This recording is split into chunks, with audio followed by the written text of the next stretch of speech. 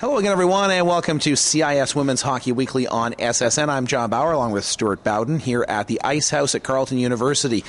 On this week's show, we're going to take a look at some of the interesting battles going on the race to the playoffs in the respective conferences, Stuart. And let's begin in the QSSF, where this weekend the playoff picture got a lot clearer after the Ottawa GGs and the Carleton Ravens picked up victories and the Concordia Stingers lost to the aforementioned Ravens on Sunday afternoon.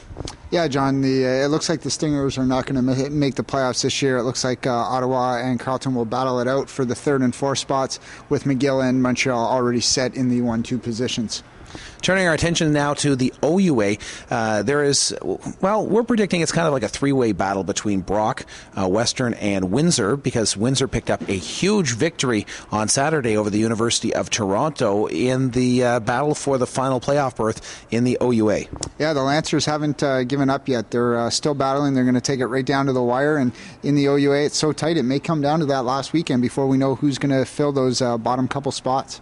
Well, let's take a look at the schedule for these three teams involved in the race. Brock has Guelph, York, and they're at Toronto over the next couple of weeks. The University of Western Ontario is at UOIT and Queens next weekend, and then finish the season up against the Windsor Lancers. The Lancers play that same schedule, just in reverse.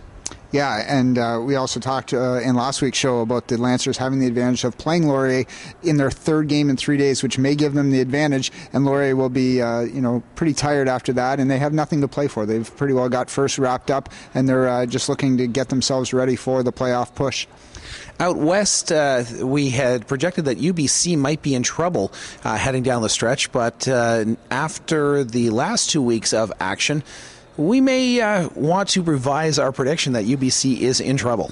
Well, UBC's got a nice schedule coming up. They finish off with Calgary, so if they can take 4 points there, that'll give them 19 points, and that means that both Lethbridge and Regina are going to have to play very well down the stretch in order to catch them, and they have the 2 tougher schedules, and actually Lethbridge has the easiest. Regina's really got the toughest schedule coming down the stretch. Lethbridge does play at Alberta this weekend, the 5th and the 6th. Then they go to Regina, and then they're at Calgary to wrap up the regular season. Those are 4 must-win games if they're going to make the postseason. Yeah, and as we looked at it, if Lethbridge and Regina split against each other in those games, it could end up giving UBC the spot outright. Taking a look at the AUS, an interesting battle for 3rd and 4th place in the conference. As we know, St. FX and Moncton are in the driver's seat. X and Moncton are going to go down to the wire, and Moncton probably has the advantage with the schedule down the stretch, having no more games against St. FX and having a pair of games at hand after last weekend's competition. But we have St. Mary's, St. Thomas, and Dalhousie all neck and neck. Yeah, and actually, John, that's going to be our game to watch this coming week. It's going to be the SMU Dalhousie game on Sunday. Both teams come in. They desperately need a win, and Dal's got the advantage. They've got a 2-0 record so far against St. Mary's this season. And Stuart, over the last week, there have been some interesting stories coming out of the CIS, and we'll begin with Liz Knox down at Wilfrid Laurier University. Yeah, very quietly, Liz Knox has gone about her business, and she's one shutout shy of tying Charlene Labonte for career shutouts in the CIS. Great accolades for her. Usually it's Labonte getting all the headlines, but here's Knox coming up, showing that she can post a bunch of zeros as well. And a new scoring leader in the Canada West Conference. Yeah, Breanne George, who scores goals in bunches. She had a hat trick a couple of weeks ago, and now she posts 4 in one game and jumps over all the Alberta scorers into the lead. And she's really been leading that Saskatchewan Huskies team. And in the Quebec Conference, we're talking about records. The McGill Martlets extend their CIS record winning streak to 75 games. We had a chance to talk with Vanessa Davidson of the Martlets about the pressures that come along with this winning streak. Really, we don't look at it the streak. We just play our game. We know if it keeps on going, it's something we're going to be proud of down the road. But right now, we just play the game one by one. We're enjoying the journey, and there's nothing else we can do. If we're going to lose a game, we lose a game, but we have to just work off it and learn from it. So, Stuart, as this streak continues to go along, in your opinion, is there additional pressure on the Martlets to continue the streak, or is it really about hoisting the championship trophy at the end of the season? Well, I think that's what it is for them. They've won 2 straight national championships. I think the streak doesn't matter to them at all. They know every game that people are gunning for them, either Carleton or Ottawa or Montreal, whoever they play, is going to come out looking to beat them, not because of the streak, but just because they want to be able to show that they can play against the best teams in the country.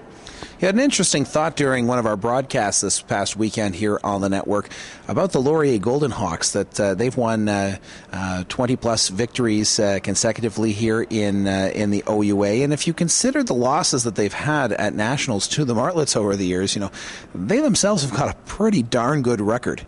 Well, yeah, and I think for them, it's the number of OUA straight titles that they've won since Rick Osborne came into that program, and they've just been on fire. They seem to come out every year of the OUA, and we used to think it was Toronto's conference, and now it's really the Laurier Golden Hawks, and they always are up there in number of wins, and the OUA teams think the way the QSSF teams think, that going in to play Laurier is their championship, and if they can dethrone them, that'll be a feather in their cap.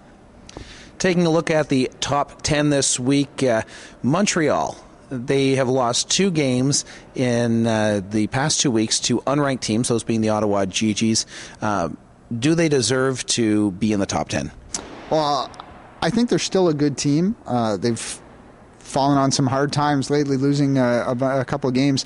But if they're going to be ranked, they're going to be at the low end. They're going to be probably number 9 or 10, as we've seen some of the other teams, the Saskatchewans, the Yorks, the Queens, start to make a little bit of run here as the playoffs approach, and they're picking up their game, where Montreal's kind of going the other way. How about those York Lions in a battle neck and neck with the Queens Gales for second place in the OUA? Yeah, they started off very slow. They've come on lately. Dan Church has got them playing some of their best hockey, and now they're starting to make a push for that bye in the first round.